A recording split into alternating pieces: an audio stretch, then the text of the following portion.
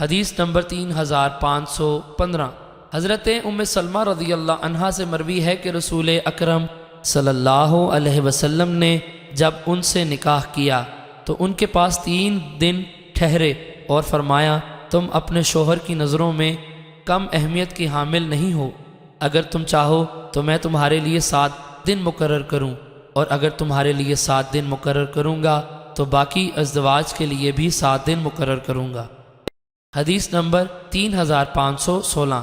حضرت ابو بکر بن عبد الرحمن رضی اللہ عنہ سے مروی ہے کہ رسول اکرم صلی اللہ علیہ وسلم نے جب حضرت ام سلمہ رضی اللہ عنہ سے نکاح کیا تو صبح کے وقت ان سے فرمایا تم اپنے شوہر کی نظر میں کم اہمیت نہیں رکھتی، اگر تم چاہو تو تمہارے پاس 7 دن رہوں، اور اگر چاہو تو 3 دن رہوں، پھر دوبارہ آتا رہوں۔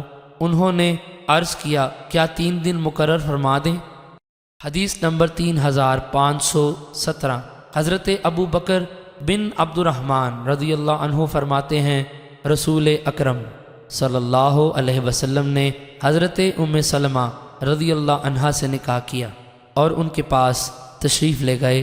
جب واپس تشریف لے جانے لگے تو انہوں نے آپ کا کپڑا پکڑ لیا۔ آپ نے فرمایا اگر تم چاہو تو تمہارے لیے دونوں میں اضافہ کر دوں اور مدت کا حساب رکھوں، کنواری کے پاس 7 دن اور بیوہ کے پاس 3 دن رہوں۔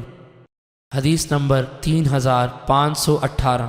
ایک اور سند سے بھی اس کی مثل مروی ہے۔